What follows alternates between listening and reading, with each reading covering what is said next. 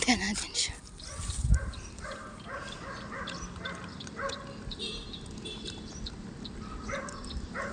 Medyo maganda na yung balat niya ngayon eh. Kaya lang, yung food niya ngayon, walang ivermectin. Kasi kanina, pinapakain ko siya. Eh, hinabol siya ni Whitey. Si Whitey kasi may pagkasilosa. So, sa susunod naman, si Camellia naman yung hahanapan natin ng bagong fur parent. Mailap siya, siguro lagi siyang sinasaktan.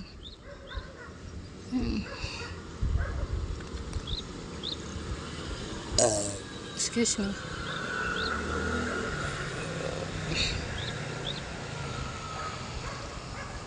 Camellia! Uy, saan ka punta? Uy! Sana balikan niya tong pagkain niya. Camellia! Uwi na ako.